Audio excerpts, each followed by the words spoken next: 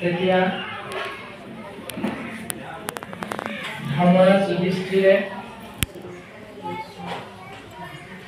ভগৱন্ত ঈশ্বৰ কৃষ্ণদেৱৰ আজ্ঞাত পৰীক্ষিতক ৰাজ্যভাৰ দিয়াৰ যি চিন্তা, কিন্তু তাৰ প্ৰাক মুহূৰ্তত ভগৱন্ত পুৰুষে ধৰাধাম এৰি গুচি গ'ল। আৰু এৰি যোৱাৰ লগে লগে পঞ্চপাণ্ডৱে চিন্তা কৰিছে যে তেওঁ থকা হ'লে বাৰু আমাক উপদেশখিনি ভালকৈ দিলেহেঁতেন, কিন্তু এতিয়া যিহেতু তেওঁ নাই, গতিকে আমিনো আৰু থাকি কি কৰিম? ৰাজ্য, ধন, ঐশ্বৰ্য, বিভূতি এইবিলাক আমি বহুকাল ভোগ কৰিলো, এতিয়া আমিও আৰু স্বৰ্গাৰোহণ কৰো ব'লা, আমাৰ পুত্ৰ পৰীক্ষিতকে আমি ৰাজ্যভাৰ অৰ্পণ কৰো। এই চিন্তা পঞ্চপাণ্ডৱে কৰিলে আৰু যুধিষ্ঠিৰে লগে লগে এইটো ভায়েকহঁতক বুজাই দিলে যে আমি আমাৰ সন্তান পৰীক্ষিতক ৰাজ্যভাৰ অকল দিলেই নহ'ব, ভৱিষ্যতে অপবাদত হয়তো আমি পৰি যাব পাৰো বদনামত, যে বিখ্যাত ধনুৰ্ধৰ মহাবলী ভীম, নকুল, সহদেৱ, ধৰ্মৰাজ যুধিষ্ঠিৰে থাকোঁতেও পৰীক্ষিতৰ ৰাজ্য আক্ৰমণ কৰি অন্য ৰাজ্যৰ ৰজাই পঞ্চপাণ্ডৱৰ ৰাজ্যখনত শাসন কৰিলে, এনেকুৱা এটা অপবাদ হৈ যাব পাৰে ভৱিষ্যতে। সেইকাৰণে সেই মোৰ ভাতৃসকল ভীম, অৰ্জুন, নকুল, সহদেৱ, তোমালোক চাৰিওজনে পূব, পশ্চিম, উত্তৰ, দক্ষিণ চাৰিও দিশে যোৱা, আকৌ এবাৰ পৰিভ্ৰমণ কৰি আহা, যে কোনোবা শক্তিয়ে গা কৰি উঠিছে নেকি আমাৰ বিৰুদ্ধাচৰণ কৰিবৰ বাবে, ষড়যন্ত্ৰ ৰচিছে নেকি ক'ৰবাত কেনেবাকৈ, এই সকলোখিনি তোমালোকে মকিমূল কৰি এখন নিষ্কণ্টক পৃথিৱী বা ৰাজ্য আমি পৰীক্ষিতক দি থৈ যাব লাগিব, এই বুলি পঠিয়াই দিলে। পূব দিশত গ'ল ভীম, পশ্চিম দিশত গ'ল অৰ্জুন, দক্ষিণ দিশত গ'ল নকুল, উত্তৰ দিশত গ'ল সহদেৱ। পূব, পশ্চিম, উত্তৰ, দক্ষিণ চাৰিও দিশত ভীম, অৰ্জুন, নকুল, সহদেৱ। চাৰিওজনে ঘূৰি আহি যুধিষ্ঠিৰৰ আগত চাৰিওজনে উত্তৰ প্ৰদান কৰিছে, দাদা আমি যিকেইটা দিশত গ'লো প্ৰত্যেক দিশতে সকলো ঠিকে আছে, আৰু যি অকণমান খেলি মেলি দেখিছিলো সকলোখিনি সুন্দৰ কৰি থৈ আমি পুনৰ তোমাৰ ওচৰত আহি উপস্থিত হৈছো।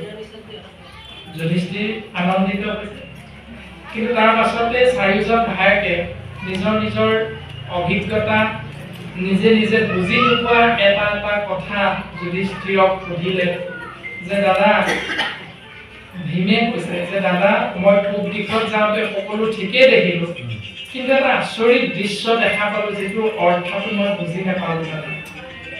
তেতিয়া অৰ্জুনেও ক'লে দাদা ময়ো দেখিলো পশ্চিম দিশত, নকুল আৰু সহদেৱেও ক'লে বোলে দাদা আমিও দেখিলো এনেকৈ এনেকৈ, বোলে এজন এজনকে তোমালোকে কোৱাচোন কি দেখিলা, কি বুজি নাপালা। তেতিয়া ভীমে ক'লে দাদা মই পূব দিশত যাওঁতে দেখা আচৰিত দৃশ্যটো হ'ল এজন মানুহে পানীত এডিঙিলৈকে নামি মুখেৰে এষাৰ বাক্য উচ্চাৰণ কৰি আছে, দাদা কোন ক'ত আছা, মোক এটুপি পানী দিয়া, পিয়াহত মোৰ অন্ত শুকাই গৈছে, পিয়াহত মোৰ প্ৰাণ যায় যায়। দাদা মানুহজনে মূৰটো তলতে কৰিলে পানী খাব পাৰে, ইমানলৈকে পানীত পৰি আছে, অথচ পানীৰ পিয়াহত বেলেগ এজনক পানী বিচাৰি আছে, মৰিম এতিয়া। তাৰ অৰ্থটো মই নুবুজিলো। তাৰ পাছত অৰ্জুনক সুধিলে তুমি কি দেখিলা? বোলে মই দেখিলো এজনী গাই গৰুৱে নিজৰ পোৱালিটোক ইমানেই মৰম কৰিছে, মৰম কৰোঁতে গৰুৱে স্বাভাৱিকতে চেলেকি থাকে পোৱালি, এইটোও মৰম কৰা হয়। পোৱালিটোক মৰম কৰোঁতে চেলেকি থাকোঁতে পোৱালিৰ নোম ছাল ছিগি হাড় ওলাই গৈছে, তথাপিতো দাদা মাকে কিন্তু পোৱালিক মৰম কৰিয়ে আছে। মই বুজি নাপালো দাদা। নকুল আৰু সহদেৱেও ক'লে বোলে আমি দক্ষিণ দিশত গৈছিলো, দক্ষিণ দিশত যাওঁতে আমিও তেনেকৈ এটা দৃশ্য দেখিলো যে এজনী গৰু ব্যতিক্ৰম দেখিলো, এটা ঝুমৰ মাজত গৰুৱে ঘাঁহ খাই গৈ আছে, কিন্তু এজনী গৰুৱে ঘাঁহ খোৱাৰ পাছত মুখখন পাছফালে দি পাগলি থাকে। গৰুৰ স্বাভাৱিক এটা স্বভাৱ আছে, আমি সকলোৱে জানো, খাই যাওঁতে পাগলি গৈ থাকিব পাৰে, এইটো গৰুৰ স্বভাৱ। কিন্তু সেই গৰুজনীয়ে অস্বাভাৱিক আচৰণটো দেখুৱাইছে, এইটো মই বুজি নাপালো। তাৰপিছত সহদেৱে ক'লে বোলে দাদা মই উত্তৰ দিশত গ'লো, উত্তৰ দিশত যাওঁতে মই দুটা দৃশ্য দেখা পালো। এটা হ'ল এটা পৰ্বতৰ পৰা প্ৰকাণ্ড এটা শিল প্ৰকাণ্ড গছত খুন্দা খুন্দুলি খাই তললৈ বাগৰি আহি আছে। কিন্তু আচৰিত এটা সৰু গছৰ পুলিত খুন্দা খাই সেই প্ৰকাণ্ড শিলটো ৰৈ গ'ল দাদা, সি আৰু তাৰ পৰা তললৈ ভাগি। সেই প্ৰকাণ্ড গছবিলাকে প্ৰকাণ্ড শিলটো ৰাখিব নোৱাৰিলে, এই সৰু পুলিটোৱে কেনেকৈ ৰাখিব পাৰিলে? কিন্তু ইয়াৰ তাৎপৰ্য কি দাদা? বোলে আৰু কি দেখিলা? মই গৈ থাকোঁতে এনে এক স্থানত উপবিষ্ট হ'লো য'ত অসংখ্য কুঁৱা আছে, কিন্তু আচৰিত কথাটো হ'ল একেবাৰে দ কুঁৱাবিলাকত পানী নাই, কিন্তু বাম কুঁৱাটোত পানী আছে। এই কথাটো মই বুজি নাপাওঁ। এতিয়া ধৰ্মৰাজ যুধিষ্ঠিৰে চাৰিও ভায়েকক ইয়াৰ উত্তৰখিনি দিছে যে ভীম তুমি যে দেখিলা মানুহ এজনে পানীত নামি এদিনলৈকে পানী পিয়াহত প্ৰাণ যায় চিঞৰি আছে, তাৰ অৰ্থটো হ'ল কলিযুগত মানুহৰ স্বভাৱবিলাক হ'ব তেনেকুৱা, যিমান দিলেও কোনো বস্তুৰে যোৰা নকৰিব, তাৰমানে আৰু লাগে। এইটোৱে হ'ব কলিৰ প্ৰভাৱত মনুষ্যৰ স্বভাৱটো। এতিয়া আপোনাক মোক কাৰোবাক যোৰা কৰিছেনে বাৰু? আজি কিবা এটা বনাইছে, কালিলৈ কোনোবাই বোলে লাগিব নেকি সুধি চাহে আৰু দি থৈছে, নালাগে বুলি কোনো নকয়, কেৱল মুখে লাগে। আনক নিদিয়ক, কেৱল মুখে দিয়ক। সেই স্বভাৱটো কলিৰ প্ৰভাৱত তেনেকুৱা হ'ব। দ্বিতীয়তে অৰ্জুনে দেখিলে যে গৰু এজনীয়ে পোৱালিটোক মৰম কৰিছে। বোলে অৰ্জুন, কলিযুগত ৰজাসকলৰ ধৰ্মটো তেনেকুৱা হ'ব, প্ৰজাসকলক পুত্ৰবধ ইমানেই মৰম কৰিব, কিন্তু মৰম কৰাৰ চলেৰে শাসন কৰিব প্ৰজাই একো গমেই নাপাব। সেইটোৱে কৈ আছে, সমস্তখিনি আপোনালোকে বুজি পাইছে। তাৰপিছত নকুলক কৈছে তুমি যে দেখিছিলা গৰু এজনীয়ে ঘাঁহ খাইছে, পাছফালে মুখ কৰি পাগলি আছে, তাৰ অৰ্থটো হ'ল যে ৰজাৰ কৰ্মচাৰীসকল, ৰজাৰ তত্ত্বাৱধানত থকা বিষয়ববীয়াসকলে কোনো দিন একো এটা লাভৰ মুখ নেদেখাকৈ কৰ্ম নকৰে, অৰ্থাৎ টেবুলৰ তলে হাত ভৰালেহে আপোনাৰ কামটো হ'ব। এই যে সন্মুখত ঘাঁহ খাইছে, পাছফালে পাগলি আছে, তাৰমানে আপোনাৰ মোৰ সেই লেট্ৰিন ঘৰটোৰ কাৰণে যিখন তালিকাত নামটো দিব লাগিব, সেই পঞ্চায়তৰ প্ৰেচিডেণ্টক কিবা এটা নিদিলে আপোনাৰ মোৰ নামটো কাটি দিব। এই যিটো ব্যৱস্থা, শাসনকৰ্তাসকলৰ তত্ত্বাৱধানত যিসকল বৰমূৰীয়া থাকিব, তেওঁলোকৰ স্বভাৱটো তেনেকুৱা হ'ব। সেই উত্তৰটো তাত দিছে। আৰু তাৰপিছত সহদেৱক কৈছে তুমি যিটো দেখিলা তাৰ অসংখ্য কুঁৱাৰ ভিতৰত একেবাৰে দ কুঁৱাটোত পানী নাই, বাম কুঁৱাকেইটাত পানী আছে, তাৰ অৰ্থটো হ'ল যে কলিৰ কৰাল গ্ৰাসৰ পৰা পৰিত্ৰাণ পাবলৈ জীৱই আশ্ৰয় কৰিব লাগিব দ কুঁৱাটোৰ প্ৰতীক হ'ল কৃষ্ণ নাম, কিন্তু আশ্ৰয় কৰিব বাম কুঁৱাবিলাকত পানী থকা নিচিনাকৈ বাকীবিলাক কৰ্মত পইচা খৰচ কৰিব, ধন খৰচ কৰিব, কিন্তু সত্য বস্তু কৃষ্ণ নামত ধন খৰচ কৰিবলৈ চিন্তা নকৰে। দেউতাকৰ পৰলোকগামী হ'ল,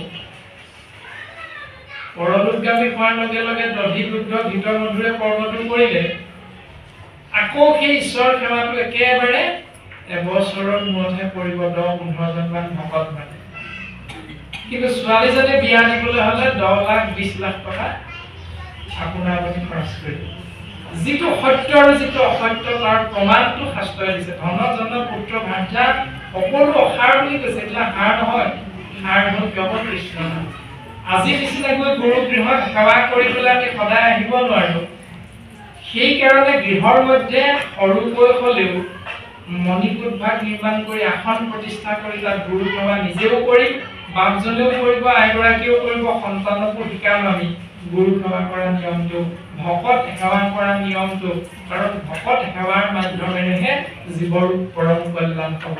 এইখিনি আমি পুনৰ টানি আনিম। তাৰ পাছত দ্বিতীয় প্ৰশ্নটোৰ উত্তৰ দিছে যে ডাঙৰ ডাঙৰ গছবিলাকে ডাঙৰ শিলটো ধৰি ৰাখিব নোৱাৰাৰ মূল কাৰণটো হ'ল ডাঙৰ শিলটোৰ অৰ্থ হ'ল 24টা তত্ত্বৰে গঠিত পঞ্চভূতিৰ শৰীৰটো ডাঙৰ শিলটোৰ প্ৰতীকেই শৰীৰটো আৰু শৰীৰৰূপী জীৱ আত্মা ডাঙৰ ডাঙৰ গছবিলাক মানে হ'ল তপ জপ যাগ যজ্ঞ পূজা পাতল দান দক্ষিণা শ্ৰাদ্ধ পিণ্ড হোম ব্ৰত তীৰ্থ স্নান আদিবিলাক ডাঙৰ ডাঙৰ গছ আৰু একেবাৰে সৰু পুলিটোত খুন্দা খাই ৰৈ গ'ল মানে কৃষ্ণ বুলি ক'লে কৰিব সেই সৰু পুলিটো হ'ল কৃষ্ণ দাস কিন্তু সেই বুলি ক'বলৈও আপোনাৰ মোৰ ল'ৰাটো যদি চিনাকি কৰি দিয়ে বোলে এওঁ আমাৰ নাতি কৃষ্ণ বুলি কোৱা আকৌ মুখখন হেমেলা হেমেলি কৰি দিব চাবচোন চিনাকিটো দিবলৈ যাওঁতে নমস্কাৰ বা কৃষ্ণটো আমাৰ নাহে সেইটো আমি সৰুৰ পৰা অভ্যাস কৰা নাই আৰু আমি শিকোৱা নাই সেইটো কথা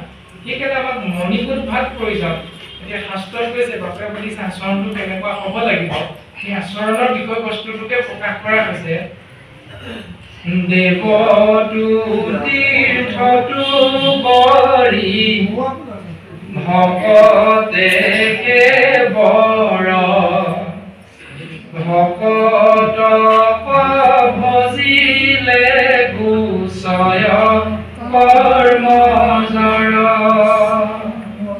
দেৱতাক সেৱা কৰা তীৰ্থ ভ্ৰমণ কৰা বিপৰীতে ভকত সেৱাটো শ্ৰেষ্ঠ বুলি শাস্ত্ৰই কৈছে আৰু সেই ভকতক সেৱা কৰিবলৈ আপোনাৰ মোৰ সন্তানটোক আমি নামঘৰলৈ লৈ নাযাওঁ এতিয়া কিন্তু বিপৰীতে দুৰ্গা পূজা ভাগ আহিছে তই যায় একো নহয় এই বুলি কিন্তু খলি খলিকে পঠিয়াই সেইটো বাধা নিদিওঁ কিন্তু ভকতৰ সংগলে তই এতিয়া যাব নালাগে তই ফটো এতিয়া পৰীক্ষা হৈছে কম কিন্তু শাস্ত্ৰই কৈছে ভকত সকলে যেবে পৰৈ আশীৰ্বাদ তেবে সেই মিলয় সিটো কৃষ্ণৰ প্ৰসাদ যেতিয়া ভকতে আশীৰ্বাদ প্ৰদান কৰিব তেতিয়াহে তেওঁ কৃষ্ণৰ কৃপা পাব হাতডালমান মম জ্বলায় বাৰ্থডে দিনটোত কেক এটা মুখা কৰিলে ফু মাৰি নুমুৱাই যদি হেপী বাৰ্থডে বুলি মংগল বিচাৰো সেইটো জানো মংগল হ'ব এইটোতো মংগল নহয় শাস্ত্ৰই কৈছে আমাৰ ভকত সকলে যেবে পৰৈ আশীৰ্বাদ সন্তানটোৰ জন্ম বাৰ্ষিকী দিনা মংগল বিচাৰিছো ঈশ্বৰৰ পৰা কিন্তু প্ৰতিনিধি হিচাপে যিজনক শাস্ত্ৰই কৈছে ভগৱন্তই ভকতৰ প্ৰতিমা মূৰত দুই অধিষ্ঠান অৰ্থাৎ ভকতৰ ৰূপটো হ'ল মোৰ 2 নম্বৰ ৰূপটো ভকতক যদি তুমি দেখা না জানিবা মোকে দৰ্শন পালা ভকতক যদি সেৱা কৰা মা তুমি জানিবা মোকে সেৱা কৰিবলৈ সৌভাগ্যৱন্ত হ'লা কপিল প্ৰভুৱে মাতৃ দেৱহূতিক কৈছে তেনে ক্ষেত্ৰত বাৰ্থডেটো পাতিলো মম নুমাই মেট্ৰিক পৰীক্ষা ইণ্টাৰভিউ প্ৰাক মুহূৰ্তত গুৱাপান অৰিহণা সহিতে চাকি গছ জ্বলালো নামঘৰত সৰুনে বা এনেকুৱা নিয়মবিলাক যে নামঘৰত চাকি গছ জ্বলাই ফু মাৰি নুমাই থৈ আহোঁ নি কোনোবাই আহিব মম কেইডাল কেলে নুমাই এতিয়া মম কেইডাল নুমুৱাই হেপী বাৰ্থডে বুলি ক'লে ল'ৰাটোৰ মংগল হ'ব নে বন্তি গছ নামঘৰত গৈ ঘোষা জোকা গালে ঈশ্বৰে কৃপা কৰিব সোনকালে বুলি শাস্ত্ৰই কোনটো মত দিছে যিটো মত আমাক দিছে আমি সন্তানক শিকাব লাগে আৰু সেই স্বভাৱটো সন্তানক যেতিয়া শিকাই থাকিম তেতিয়া এদিন ডাঙৰ হৈ যেতিয়া আমাৰ সমাজখনৰ গুৰি ধৰিব তেতিয়া আমাৰ সমাজ সৰ্বাংগ সুন্দৰ হ'ব তেতিয়া আমি চকু মুদিলেও আৰু সংশয় কৰিব নালাগে তেতিয়া আমি সুন্দৰভাৱে চকু মুদিব পাৰিম সংসাৰৰ পৰা যাব পাৰিম যে আমি যি পুলি ৰোপণ কৰিলো এই পুলিয়ে এদিন বৰগছ হৈ সমস্তকে ছাঁ দিব সুন্দৰভাৱে এই ব্যৱস্থাখিনি কথা কৈছে আমাৰ শাস্ত্ৰই